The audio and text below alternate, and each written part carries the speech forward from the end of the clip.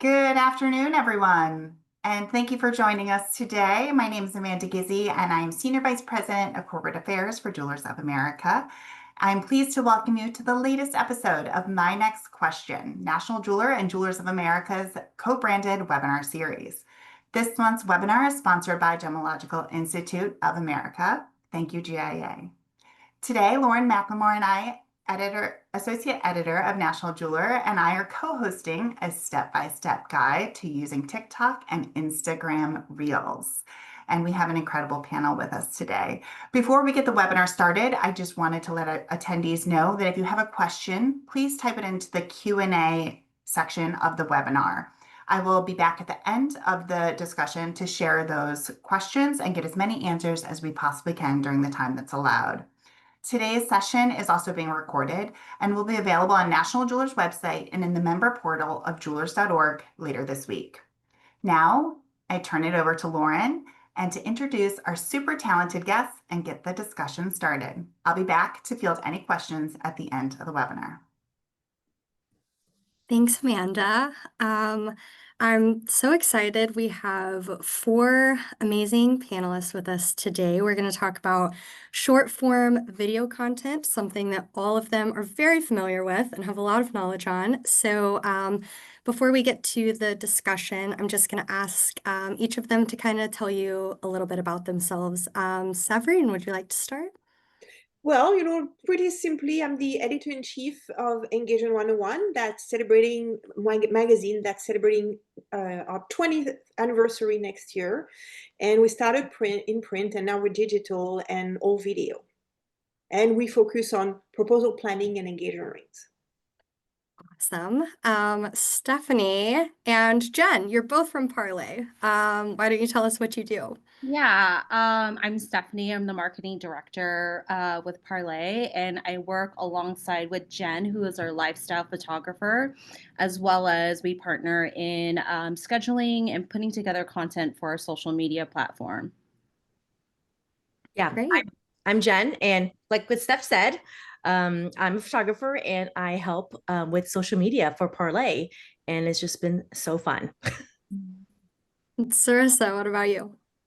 Hi, I'm Zarissa. I run an Instagram, TikTok, and YouTube channel called Jewel Boxing, which is really about reviews and education on fine jewelry and how to kind of shop and build your own collection. Awesome. So a real wealth of knowledge here. We're going to be talking about two different kinds of platforms today. It's all short form video content, but we've got Instagram Reels and TikTok videos. So I think a good place to start might just be kind of talking about, this question comes up a lot. Can I use the same videos on both platforms? What are they? Are they different? Are the algorithms different? I'm open to whoever wants to start. I'll go first because we actually don't use a TikTok. Okay. And that was actually a pretty unanimous decision for us as a brand. We kind of had to look at like our bandwidth and our capacity to be able to take that on. But we've really dove into Instagram Reels over the last year. We knew it was going to be a great way for us to reach new followers.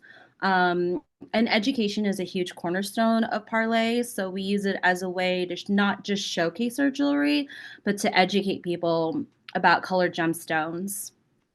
To answer the question, I feel like that if you have followers, usually they follow you both on TikTok and on Instagram.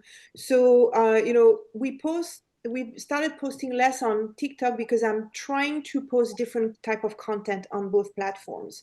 I do believe because we also post on YouTube Shorts, which we're not talking about today, but this is a different audience. But I think for TikTok and Instagram, if it's the same audience, it might be boring for them to see all the same content. But if you have a very good reel or a very good TikTok that has been performing well, or it's very key to some kind of messaging that you have, I think you can post both. That would be my advice. Sarissa, I would just add, sorry? You're on both, right? Yes, I am on both. I definitely grew fastest on TikTok, and I do think the platforms have a very different feel and vibe. Part of it's just user behavior. Everyone is used to scrolling TikTok with their audio on, and so you can start with just talking. You don't necessarily have to have a strong visual if what you're saying is interesting, if you have a strong hook. Instagram, a lot of people still scroll with sound off, and so you have to grab them visually right away. Some people will go to the Reels tab and keep their headphones on, keep their audio on, but not everybody. A lot of people just go straight to their home feed, which does not autoplay sound. So that I think is like the biggest thing is to think about is it what you're saying or what you're showing? And that's kind of your first criteria. And then there are some pieces that will do well on both, but generally speaking, TikTok is a little bit more chatty, a little bit less formal. Instagram is very, very focused on the visuals. Got it. Okay, great. So another question that came up is, TikTok is just videos. It's just scrolling short form, long form videos. But Instagram, you've got a mix. It's static posts and it's video. So when it comes to the algorithm and trying to get reach, one question that came in is, are Reels and TikTok videos considered more valuable content than static? And I'm assuming this is specifically for Reels since there's no static content on TikTok. I think we have to define what valuable means. Are you trying to get someone to follow you? Are you trying to get someone to make an immediate sale? Are you trying to get someone to trust you because you sell really like high dollar pieces, really like emotionally driven pieces, like engagement rings, for example? I think a lot of people will kind of lurk around like a brand's page for a long time before they make a large investment, especially for something like a sentimental purchase or a really large purchase. And so I think you have to really consider, what are you trying to accomplish? Are you trying to just get someone to be like, oh, I want that, add to cart immediately, I'm going to your website and I'm going to buy that? Or is it more of a slow burn and a long game where you're trying to just make sure that they remember you, that they follow you, that they pay attention to what you're doing? On our platform, I feel like we really try to focus on using reels, carousels, and statics because they all tell a different type of story. And it's a way for us to like showcase our different voices too. So like oftentimes we're using a static post to show like a beautiful piece and then a reel to tell a little bit more about that story. And then a carousel, oftentimes it's been successful for us as an educational piece and it keeps people engaged to swipe through those different images. So I think every portion of Instagram has a different story and a different strength. I think from our perspective, Reels have been able to gain us new followers, whereas static and carousel posts have been able to, those new followers are now engaged with that storytelling part of our feed. Sabrine, did you have anything to add? I think, I think I agree with everybody. I think, you want to mix also because, the fact that you surprise people with a different type of content, even if they're, like more polished than on TikTok, are still, something that's, usually more fun, or you're just scrolling without thinking, sometimes, and you're stopped by something pretty or something interesting. When, with the carousels, definitely, and carousel, I would say, I've taken over just that single shot. Like I would say that right now, taking advantage of the carousel, which you can tell a story with as many slides as you want. Some of them, you can write something on them, like that's the educational portion. Some of them can be visual. I think when you want to go more in depth, definitely a carousel, or also more branded, because visually you can present something that everybody's going to relate to. When sometimes when you do video, sometimes it's going to be in a different location, sometimes it's going to be you talking, or a product. It has to be authentic, it has to be a good moment. So you're probably not going, if it's, and it shouldn't be too boring where it's the standard format, everything looks the same. When the carousel is going to be a little bit more branded and maybe remind people of your website and of your merchandising. And to piggyback off of carousels, what's nice is that the user, when they're swiping, Instagram will show them another photo in that carousel the second time around when they're seeing it. So it's like a new photo that they're seeing, even though they already saw your carousel once. If they're not swiping through all of the photos, they will, Instagram will push like the next photo that they haven't seen yet. So that's really great. That's an interesting feature. I don't think I knew about that either. That's nice. It's Yeah, like you'll a see the same post multiple times, but it's grabbing a different photo every time. That's More cool. So it's like exposure. a 2 for 1 or 3 or 4 or 5 for 1 or whatever. Cool. So I don't know where exactly all of our viewers are in their reel making, reel posting journey. So I kind of want to speak to maybe some of the beginners who are familiar with posting static content but are venturing out into some video. Um, so I know when I scroll, sometimes there's these videos from brands that are really high quality. You can tell they're very produced. Is that necessary? I mean, at what point, is it enough to just work with the in-app creator and not use all of the third-party tools at first? Like, kind of tell me, where's a good place to start? Do we need to invest in all of the equipment? I mean, Yeah, no. no, yeah. I was gonna say I do this every single day, and also for my own personal brand.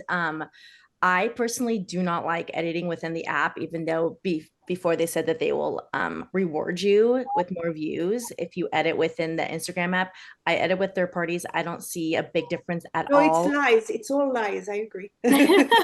Yeah, so I don't like, I like to have control to be able to like not like sometimes the Instagram app glitches and you're like sitting there editing, you're like, hello.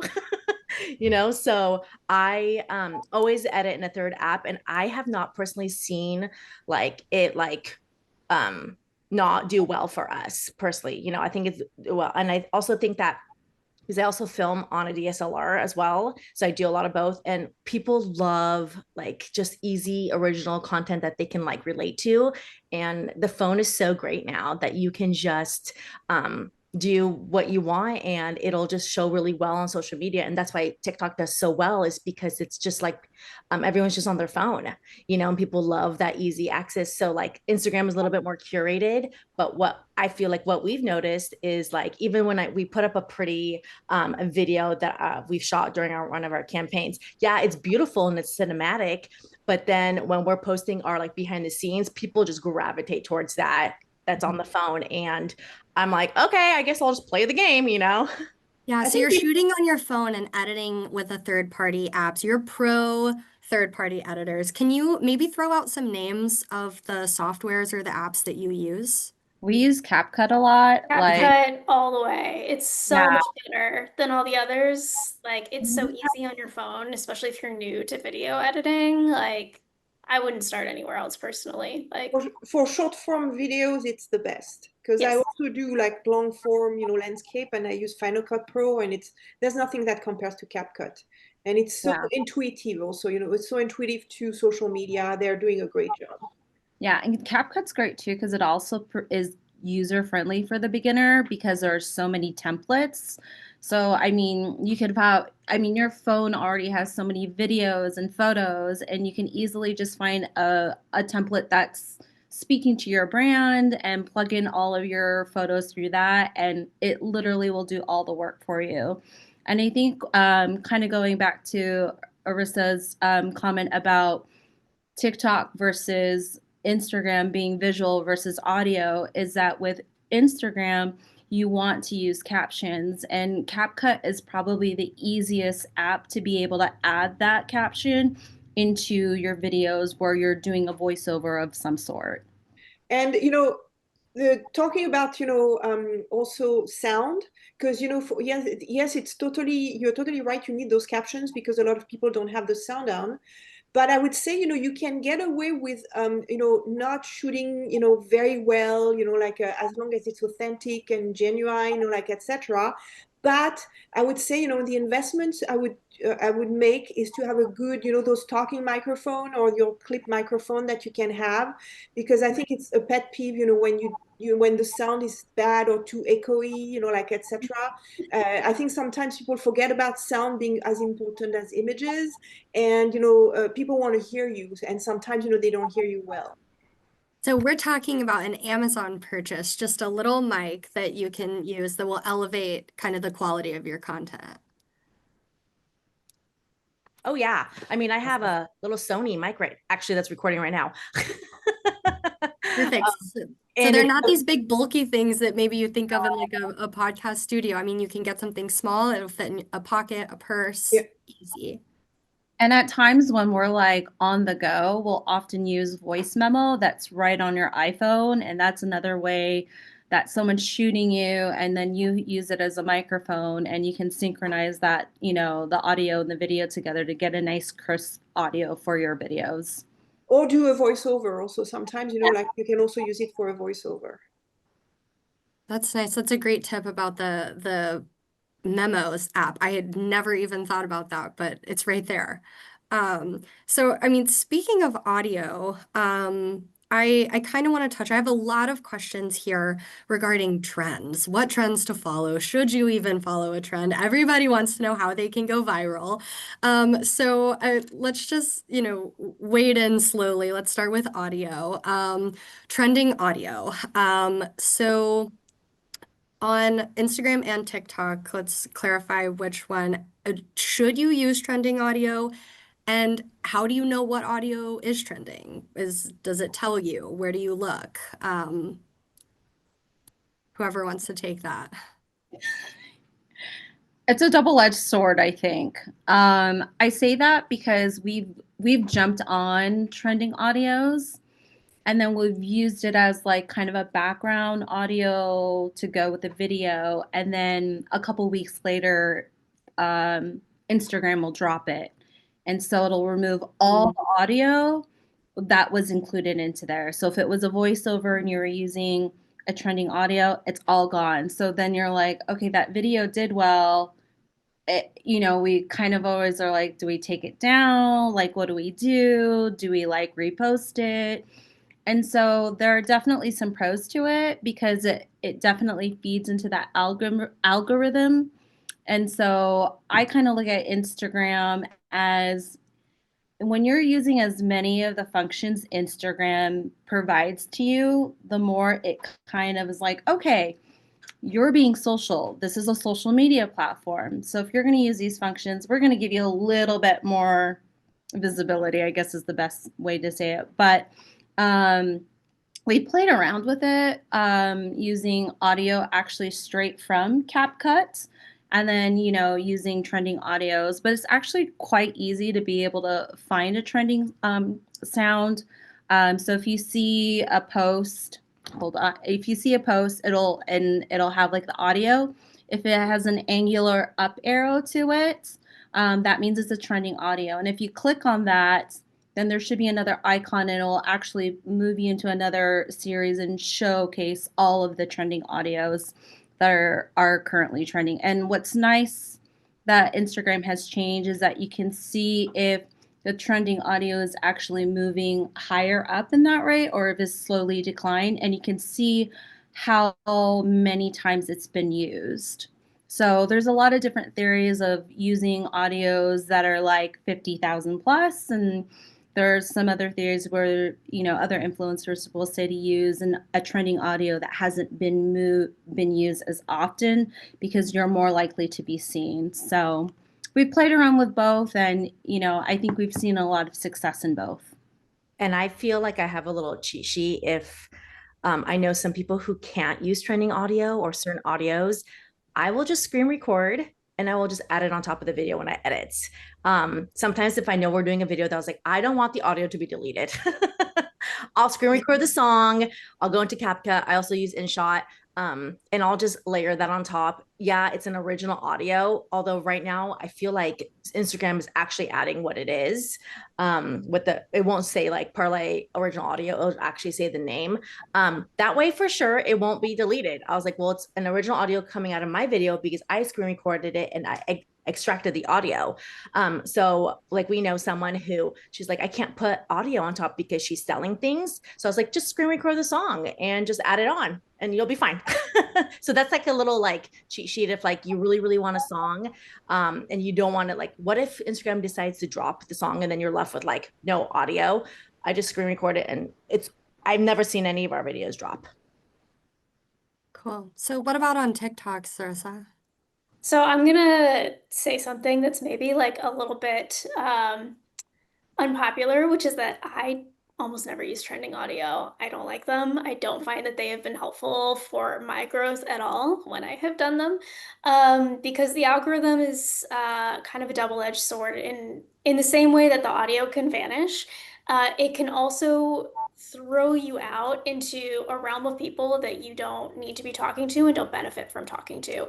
When something is so popular, right? You already have a good sense of like who your market is, who you're trying to talk to, who your demographic is, who your customer is, and to just get kind of like thrown into the universe of like teenagers and people who don't care at all about jewelry, right? It gets you a lot of numbers. It does not necessarily give you customers, and it doesn't make you memorable. And in most of the time when these trends are going around, I find them to be quite fleeting, and I never follow anybody based on what they do in a trending audio. I won't say never, I'll say almost never. The people that I follow that I find interesting, that I think are doing something that I want to come back to, that I want them to come back up in my feed again, it's because they're doing something that's different from what is every third video on my For You page, right? So again, this may be like a very unpopular take, but I just don't know that they work for anything other than boosting your numbers. I don't know that they convert in the way that, for me, I only have time to post a couple times a week usually. And so I'm going to put that time into something that I think people will really connect to and maybe follow and maybe save or share because it just connects with them a little bit more authentic way. Yeah, Severine, you were shaking your head at I memorable totally content. You agree. seem to Like, I resonate mean, with that. these trends, when you're online a lot, like, it's our job. So, like we are scrolling a lot. After, a few of these videos with the same music or the same trends, it kind of like gets, stale. So imagine a week later or a month later, that trend or that trending sound might not be, like cool anymore. And also, what I'm looking, at also is how long people stay on videos. Because, those trending videos with trending sounds or dances or whatever, people just scroll and like stay 2, 3, 4 seconds and then they scroll back. So when you have something, that's, sometimes it's better to post less and to post more meaningful content on whatever platform it is. So, like you want people to stay longer. And that's, I think, what you are trying to explain is that you'd rather post a few times a week with good content that people are going to listen to. They're going to stay, like 2 minutes, like on the video. Then, so then it depends on how much time and how big of a team you have. If you have a big team, if you are full time just doing that, yes, jump on the trends. But if, for a lot of jewelry, like independent, businesses, you usually have a person that's, very busy doing a lot of things. Maybe, the trending content or the trending music is not your top priority. That's what I would say. Yeah, I think it can be a good add-on. Once somebody knows you, they're invested in your content, especially if you subvert the trend in kind of a fun or a cute way that makes somebody like stop and pay attention. Because again, the sounds get stale very, very fast. And so the way that somebody will remember your take on it is if you did something interesting or unique with it. So it can be a tool. I just see, unfortunately, that a lot of brands will try to use that to get on the FYP, but that's the only thing that they're doing, and then it doesn't bring people back to their page. Maybe they get the numbers, but people don't remember like who they were. They don't follow. They don't come back. Yeah. I'm glad you brought up view time and how long people are staying on videos, Severine. I want to come back to analytics a little bit later, and talk about which of those are important to pay attention to. But Stephanie, you mentioned using all of the in-app features that Instagram has to offer in an attempt to be rewarded for that. So I kind of want to touch on some of the more important ones, if you're only going to use a few, if you're going to use all of them. So things like tagging people in your videos, geotagging, hashtags. Are they still a thing? Do they work? Do they not? Can you just talk about some of the features that you guys use pretty on a pretty consistent basis? Yeah, so we tag quite frequently, and we've been playing around with collaborations a lot more frequently, especially like we were recently at Converge. And so we would often collaborate with like other designers or retailers. Um, we did we did that show a little bit differently. We did a lot more interviews and chats. And so it was a very kind of impromptu on the fly experience to give people an outside look on what a jewelry conference looked like. And then we also intermixed, like our jewelry stills and carousels in the mix of all of that. I feel like for us, because we're a wholesale designer, it helps us connect our retailers to our followers by using the collaboration function in Instagram. And we've been able to tell their story as well as our story and strengthen our partnership together. And so I think that function has been really successful on our part. And that function makes the content show up both on your page and their page, right? Correct. And they have to accept it. So it's like a request. Okay. Yeah. And I feel like we've been able to kind of broaden our audience because we've been able to get in touch with those customers and be able to tell our brand stories through them. So I would say we regularly do that. As far as hashtags, I'm just gonna throw out a name out there. Brock Johnson is like one of my favorite social media, I would say, guru influencers.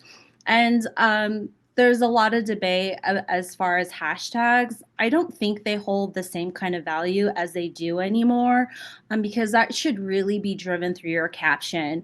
If you're gonna write a good caption, whether how short or how long it is, that's going to play into the SEO part of your Instagram. So making sure you write a good caption, and ChatGPT is going to be your best friend.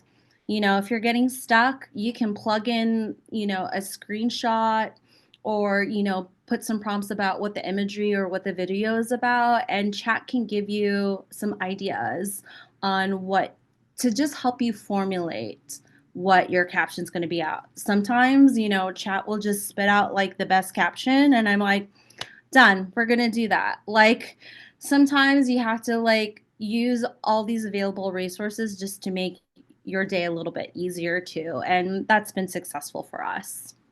Okay. I'll jump in and say that collaborations have been huge for me because it's a really good way to expand your reach in a way that's very targeted. So if I'm doing a collaboration post with a designer or a brand, right, once you sent that collab invite and it's been accepted, then that post is going out to both of your combined audiences pretty immediately.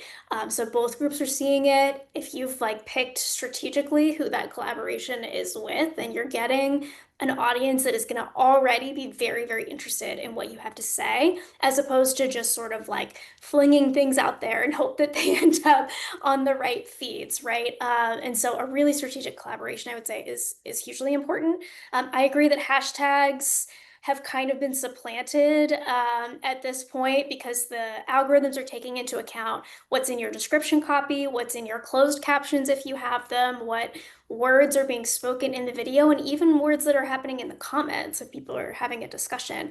And all of those things are feeding. So it's not saying you can't use a hashtag, but it used to sort of solve the problem of the app not knowing what your post was about. And now the apps are very, very smart at figuring out what your post is about. And so it just doesn't weight the same amount.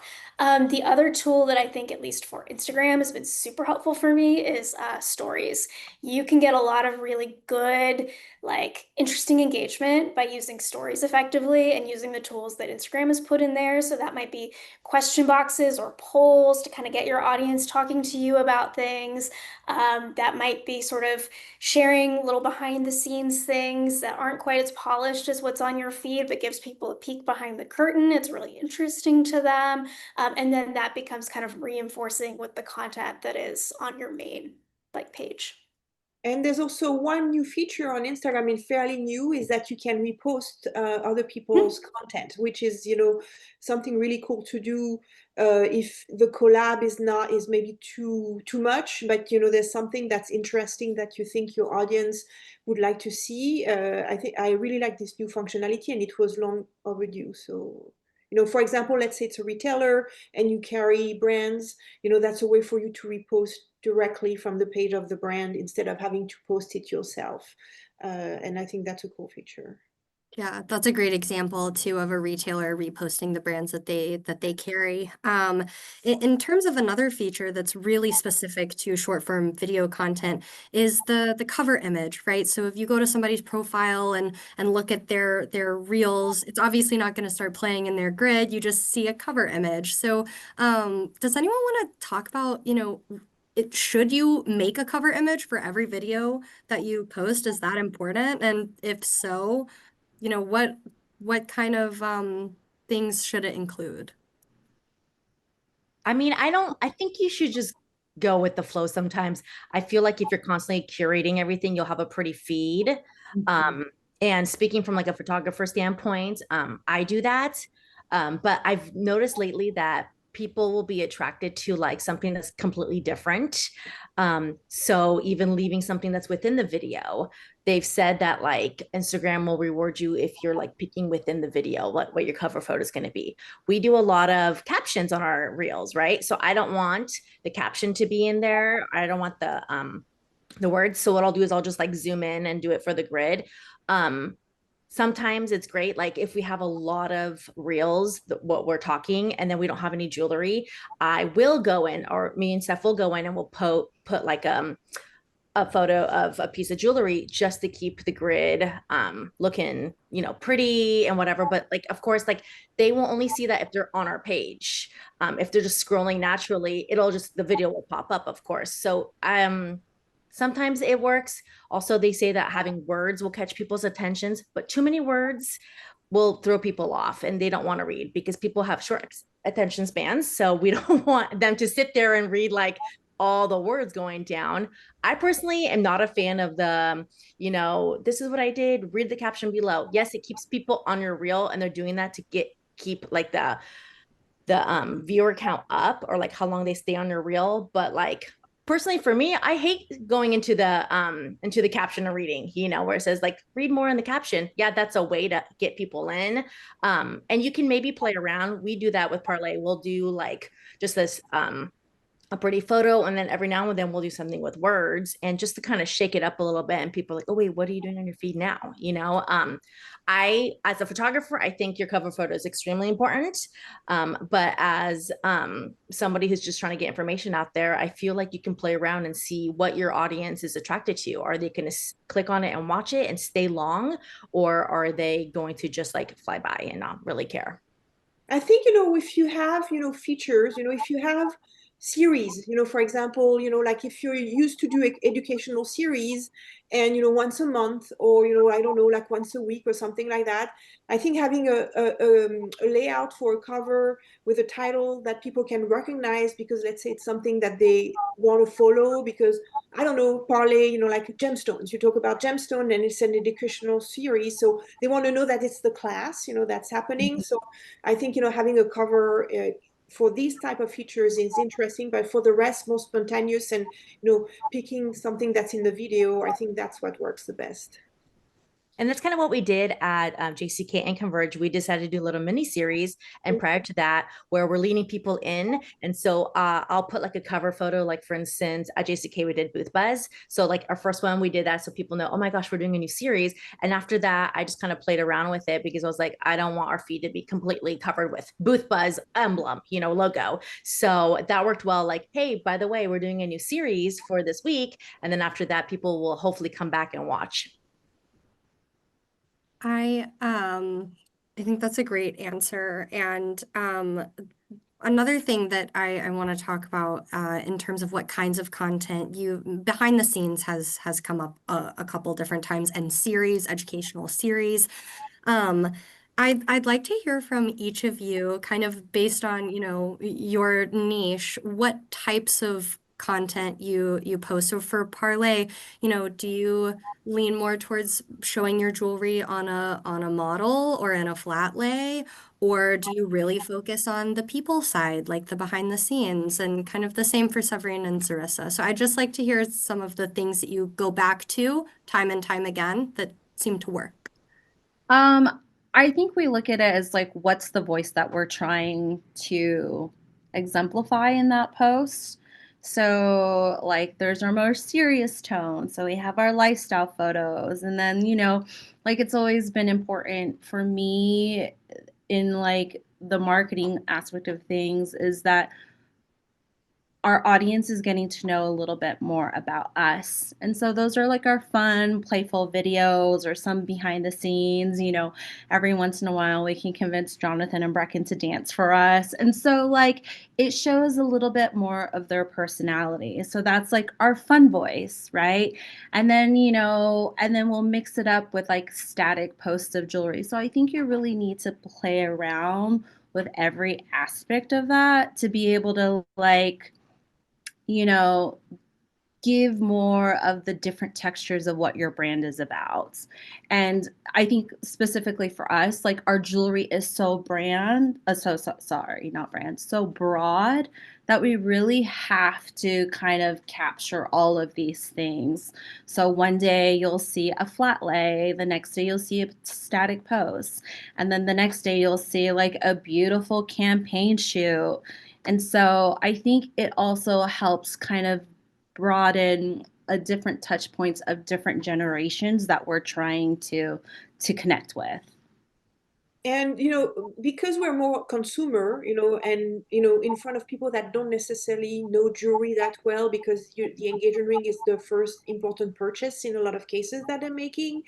I think the making of videos are very important. So, for makers, I think it's important to show the bench, to show the workshop, because, when you're not into jewelry, when you're not in the jewelry industry, these kind of videos are super cool. The videos of, picking stones, anything that sounds mundane, for us who are in the jewelry industry and it looks fascinating. Just, like a machine doing something, somebody with a hammer.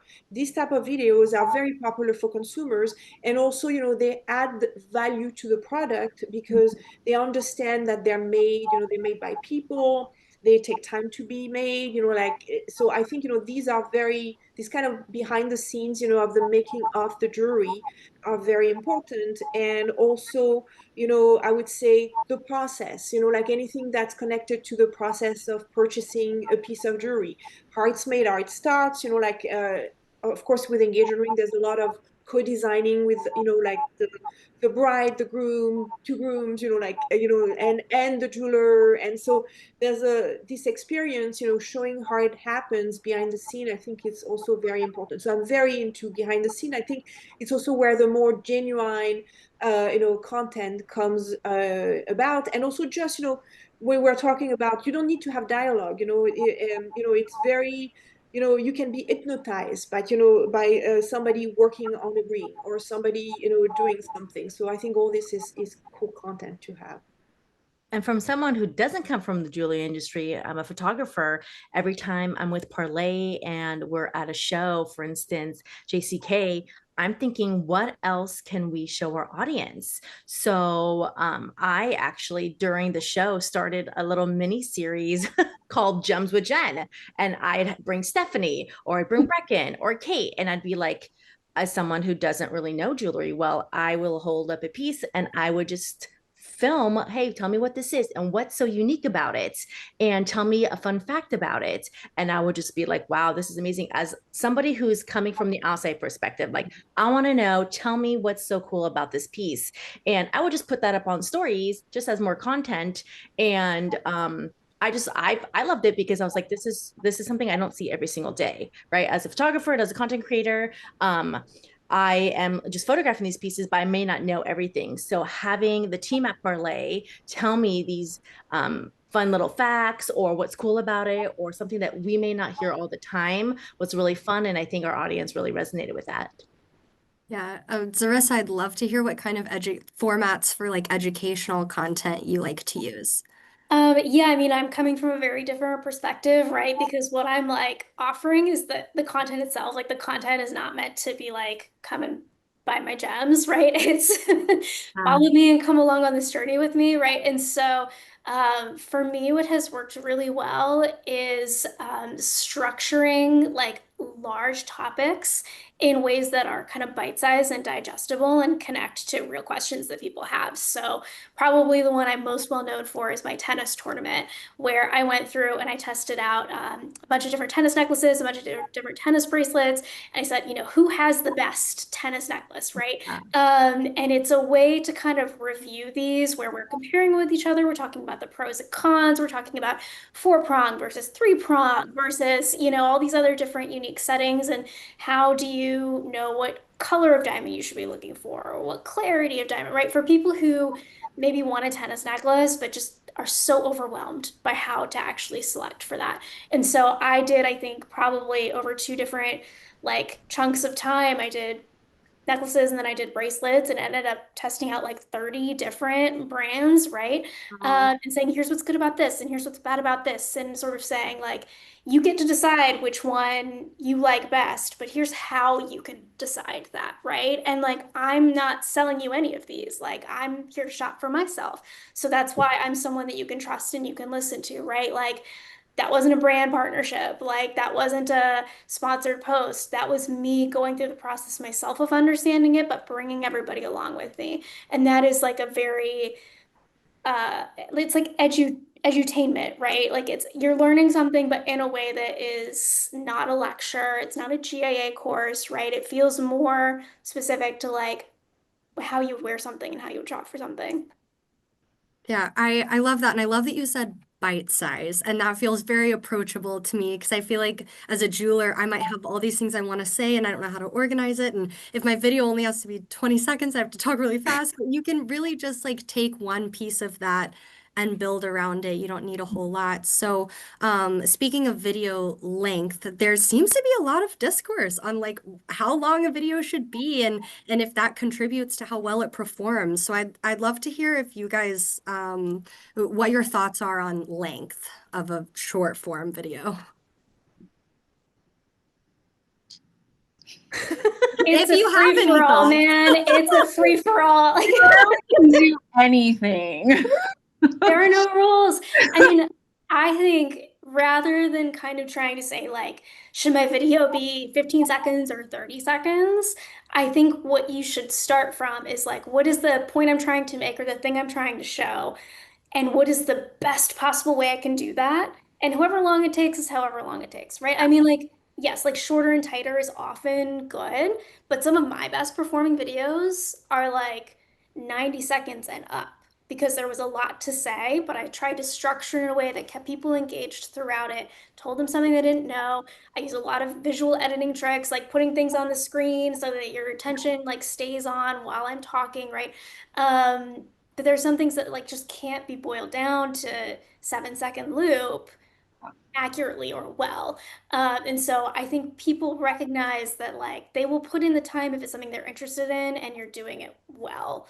So that's the type of content that I do, right? I think it's a little bit different if you're just trying to say like, here's this new ring we made, right? It's a little bit of a different type. Like, It's something that you can, you know, strategize. So I would say, you know, anything that's above 30 seconds, you don't want people to drop, you know, basically, you know, too soon. So, you know, if you are, you know, depending on the topic, you know, if it's an educational topic or, you know, if it's a video that's, I would say, a minute or 90 seconds, sometimes more, I think you need to start with a hook. So, you know, you need to, you know, like, and it happens in the editing. So, you know, you can shoot a lot and, you know, I mean, shoot stuff. And then, you know, when it's down to the editing, you're looking, okay, that's a little long. So how can I make it exciting so that people are going to stay throughout? So the intro should be like what we call a hook, which is, you know, the best moment of the video, or something that, you know, is going to pull them in because it's visually, or it's a, you know, for example, you know, like a question, or, you know, a moment, you know, that's, you know, really was really fun and you were having a laugh or something, you know, so that people are like, oh, that's fun. And then, you know, you need to know that throughout the video, if you don't have something that's interesting that's happening, whether it's visually adding a picture because you're talking a lot and you need to show a picture in the back to kind of illustrate, or, you know, back green screen or whatever, you know, you're using. So I think, you know, when it's a little longer than, you know, the 20 or 30 seconds, you have to kind of strategize your editing to make sure that, you know, you're not going to lose your audience, and, you know, because, you know, it's too many words and, you know, like just looking at you, you know, like, etc. And, you know, obviously, Sarisa does it very well. You know, she has images, you know, like she has, you know, like, so I don't know if it's spontaneous, but, you know, it's probably also happening a lot in the editing where, you know, you see what works. Yeah, I think it's a balance of entertainment and the value that you're putting into it that'll help you drive the length of that. So if you're constantly keeping that video entertaining and lively and using, you know, fun transitions or pop-ups, like I remember the one of the videos that Jen made for us, she was like, using these fun like sounds and emojis, and like that visually was just keeping me hooked. And so just playing around, I think, is a key factor in it. That if you're making the content and you're enjoying it, then your followers should enjoy that as well. That's kind of what I did when we were at JCK. We did our booth buzz, and I was like, how do I make this different so people are hooked? So I decided, as what we're doing is we were just basically breaking down like what happens after the show. Like, let's talk about like all the stuff, like, you know, what was fun and stuff like that. A very relaxed environment. We were out at dinner. I had a little microphone, and when I'm editing that first episode, there was a really funny part between Brecken and Jonathan. And I go, that's what I'm gonna hook everyone with. I'm going to put that in the beginning. I'm going to introduce the series with like a cool little transition, and the music's going to start. And I kept the music the same every single time. Like you're watching an episode on TV, people know, oh, wait, this is happening right now. This is the episode I'm watching. And then I went into it. But it was funny because every single video I did was like, I hooked them with like something that happened that was funny that you're like, wait, what just happened? And you want to watch more. So that's kind of like a great way of getting people in to watch. We do like short, like 5 seconds, and then we do long as well. I think long is great for informational, kind of like what Zarissa said, having graphics when we do little videos, informational videos on like watermelon tourmaline or whatever it's going, and you just see Brecken sitting at her desk. We try to do a good job of like popping up little emojis of like what everything looks like that she's talking about, sliding things in, because that's how you get people to keep watching and watching all the way through that, you know, 1 minute to 90 seconds. Otherwise, like for me, I would just keep scrolling, right? But if I'm seeing visuals, because that's how we are, you want to sit and watch what's coming up next. Yeah, great answer. So if you're gonna go long, that's fine, but you got to keep people engaged. You got to keep them hooked. Otherwise, you know, short and tight. Great. So we're shortly about to head into the Q&A. So I have one more quick question for you. Analytics. So how do you know if something's performing well? I know on Instagram now it will tell you how many people watched it, but what does that really mean? And is that really the analytic that matters to you? So I'd like to hear both from Instagram and TikTok side. Whoever wants to start can go for it. I'm gonna start because I'm sorry I keep on talking about YouTube, because I'm working on YouTube a lot, and I think I'm getting, That's you know, like fine. a good engagement there, you know, shorts and long. But I'm surprised sometimes of how short the attention span is, you know, like on Reels or even on TikTok. So you know, and then, you know, when I see that on YouTube, you know, people are watching 60% or 80% of the video, you know, you need to, it's not so much the number of views, it's really, you know, how long, you know, people are staying on the videos. Because if they only looked at 2 seconds or 3 seconds, that doesn't convert, you know, like for you. So sometimes things are viral, even like for 5 seconds, you know, like, or they're 10 seconds. That's not going to make people buy whatever you're selling.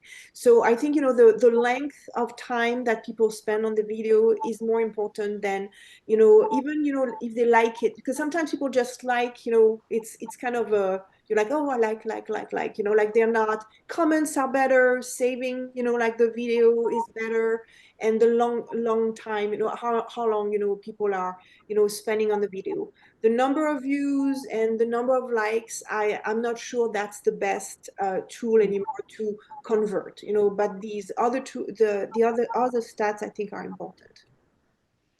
Um, Stats I really like to look at. The likes are always encouraging. It makes you feel good that people are liking your content.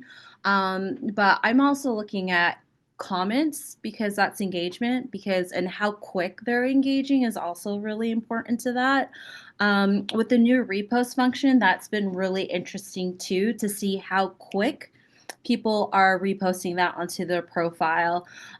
Shares is also another interesting factor for me, because I like to see if people are sharing or saving more of the educational or the stills, and that kind of helps us determine when we're scheduling a month out, okay, what did we miss out last month? Are we missing the education part? Are we missing the storytelling part? So I use our analytics as a way to kind of help drive what we need to schedule in the upcoming weeks and months. And I also like that we didn't really touch upon is trial reels. I don't know if people are using them or not. Some people have huge success on trial reels, where that is actually, Instagram is actually pushing that out to your non-followers. So we've actually posted a video, which we had already on our grid, but we did a trial. Sometimes I'll just pop them up on trial reels just to see. And it actually performed very well. So I just popped it up on our page, on our main grid. But you can post up to, as many trial reels as you want. You just can't post the same reel over and over again as a trial, but Instagram will help push that out to your non-followers if you want people who may be interested in your content. They'll see it in their algorithm because Instagram's just kind of pushing it out. Now, if it doesn't perform well, you just leave it in your trial reels and it doesn't really affect, doesn't show it to your current followers, just to your non-followers. If it performs well, then just pop it up on your feed and then the rest of your followers can see it. But I feel like at Parlay, we kind of play around with it. Every now and then I'll be like, oh, let me just post it. Like I just posted it on the grid. Let me just put it up onto trials and see how it does. Sometimes it's really great. Sometimes it's not so great. And it's not going to hurt our account. If anything, it just more eyes have seen it.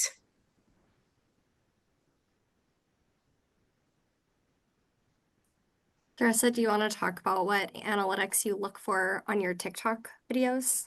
Yeah, I mean, I would just agree with everything that's been said here. Like, I think the number of people that see your video is kind of the least important thing in a lot of cases. Because that could even just come down to what day of the week you posted, or was there some other big news event happening that meant that everyone was getting served that content instead of yours. What I want to see is the percentage of engagement. So likes, saves, shares, forwards, comments, whatever, like every platform is a little bit different there. And I notice I have the most engaged audience on TikTok. I pretty regularly get about a 10%, like, save, share, engage, like some kind of engagement versus views. Instagram, I will get the reach often, but those numbers are much lower. People engage a lot less there. I don't know why. I don't know if that's standard across the board for everybody. You start to get a sense of these patterns the more you post. How your audience reacts to your content and which things they really like and are attracted to. And then that is something you can just keep building on. Great. Thank you all. Such great answers. I think we're gonna shift into the Q&A. Yes, thank you so much for that great conversation. We're going to keep it going with some questions and answers. But before I do that, just a couple quick reminders. You can still type questions into the Q&A. We will get to as many as we can. We're going to do a little bit of a lightning round Q&A style. But while I do that, I just wanted to say a quick word about our sponsor. This webinar is brought to you by GIA, the Gemological Institute of America, protecting consumers and supporting the global gem and jewelry trade since 1931 through research, education, and laboratory services. So thank you, GIA, for your sponsorship of this webinar. Moving into Q&A, a bunch came in prior to the webinar, and we have some that have come into the chat.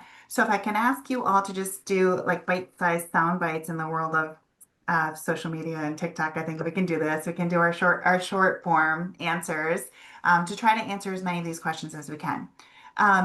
The first of which came into the Q&A just now.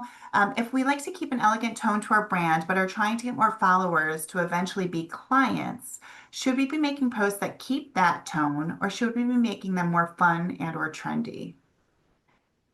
Any thoughts? Personally, I think you want to look like the brand that your customer aspires to purchase from. I think the brands that have the most staying power are very, very good at speaking specifically to their customer. They don't worry about the trends. They know what their person likes, what their customer likes, and that's what they do. Great. Anybody else want to jump on that before I move on? Excellent. Thank you for this interesting webinar. What do you think about using software to integrate short videos from Instagram, TikTok directly to your website, like GetReview or other services, to engage visitors on website using same videos that you've already had on your social media platforms? I like that idea. Like I'm redoing my website like the Engagement 101 website, and we're gonna use, like highlight some videos from all our feeds. So I think yes, totally. That's a great idea. Excellent. Jewelry reels feel highly visual, but can look similar online since it's not as interactive as in person. What storytelling or techniques have helped you stand out in a crowd? Anybody want to hop on that one? I think we've sort of talked about that some of what you're doing. Yeah, I mean, I'm not a brand, so I don't know if my opinion matters as much as some of the other folks here, but Your opinion always matters. I would say that the thing that makes me stop when I'm scrolling is a really interesting styling or something being worn in a way that I don't expect, right? Like we've all seen a beautiful engagement ring solitaire on a beautifully manicured hand, right? What we haven't always necessarily seen is an interesting angle and something being worn casually with something that feels a little bit like asynchronous. Like there's just like a lot you can do in taking something we've seen a million times and putting it into a context that is a little bit surprising and makes someone stop. And also, any special orders that you're making, because sometimes, or special pieces that are very different, or, that, are striking, because sometimes, jewelers kind of like show the pieces that are the best sellers. And for us, engagement ring, for the longest time, thank God it's changing, but it's been, a solitaire, so that can get boring. And people are like, well, I don't want to show this because it doesn't sell as much as this, or like it's very expensive, but people want to, you want to surprise people, and it's gonna, maybe they're gonna end up buying something very simple and what you always sell, but you want to surprise them with interesting pieces. For example, at Parley, I did snake, a necklace, opal snake necklace. I'd still remember it, and it's maybe not what you're selling every day, but that's I think you need to be a little bit adventurous also on the pieces that you're sharing, even if they're not your best sellers. So special orders usually are usually a little different. Excellent. Quick question about targeting. So how do you go about finding the right exposure to your area without ads? Is there a way that you can recommend people to really zero in on targeting? Well, the geo-targeting really helps, because sometimes, especially in stories, I geo-target, and you can really track, that, people from let's say I talk about a retailer, because, like I talk a lot about, national brands, but when I was in Utah, traveling in Utah, if you, geo-target, that's where you are, you're going to get they're really pushing it to people that are in the area. So I would say the geo-targeting, without, necessarily advertising works, in those platforms, because, sometimes, there are areas of the country where you don't have that much content. I'm in New York, there's a lot of content about New York, but, in smaller areas, if you're going to use the geo-targeting and something that's very precise, you might get, and also, you're looking for these people in your area, to look at your product or to come to your store. So I think these work really well, and you don't necessarily have to advertise. Okay, last question. We're about to be out of time, but this one just came in and it's a good one. It's about frequency, everyone's favorite question. Should we be posting every day or only a few times a week? Does it really just depend on our audience engagement? I mean, I think we at Parlay, we do at least 5 times. We always have rest days because we want to reset the algorithm. There have been a couple times when we had multiple rest days. We've noticed even with our stories, we let our stories time out.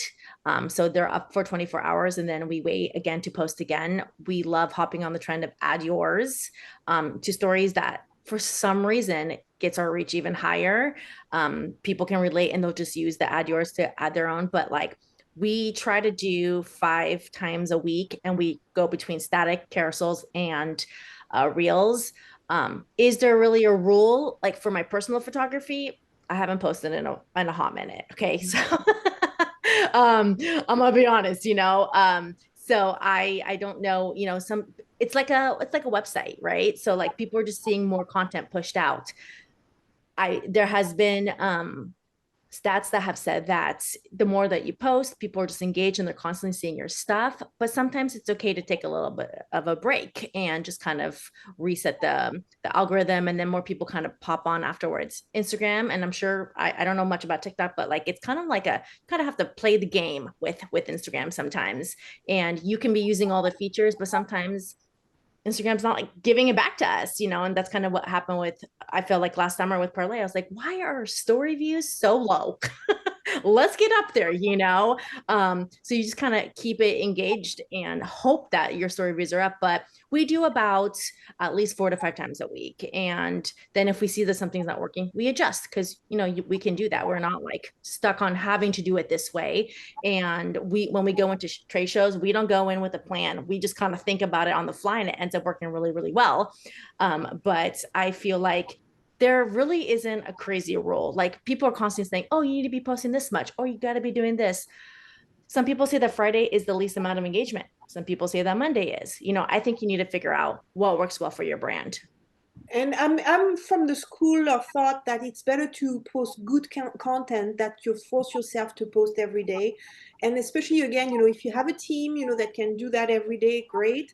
But if you are short staffed, if you're doing it yourself, I think, you want to be excited about the content that you're going to post, and you want to post something that, like is, you're proud of. So, sometimes forcing yourself to post is, like unnatural, like, or, and you're going to feel either it doesn't look good or it's unauthentic. So, and there's so much competition right now, on Instagram. That's also why, like the I would say the engagement has, is decreasing or sometimes it's challenging. It's because you have so much competition. Same on TikTok. So it's better to put something out there that you're proud of, that you worked on, that is going to bring something, than to force yourself on a schedule.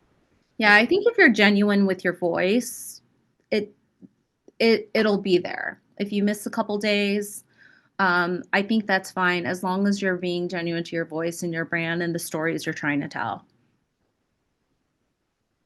Okay. Sarah, you have anything else to add on that?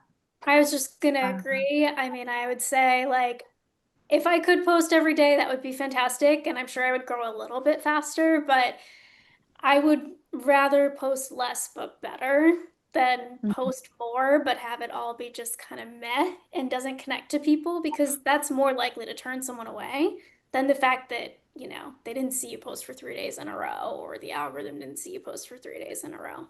Right. Okay, well, unfortunately, we are out of time. Thank you again for being with us today, and thank you to GIA for sponsoring this segment. My next question will return next month for a session on optimizing Google reviews. Thank you so much to everyone on this call. You were terrific. I think we could have sat and listened to you for hours. So we appreciate you all very much, and please take care. Thank you so much.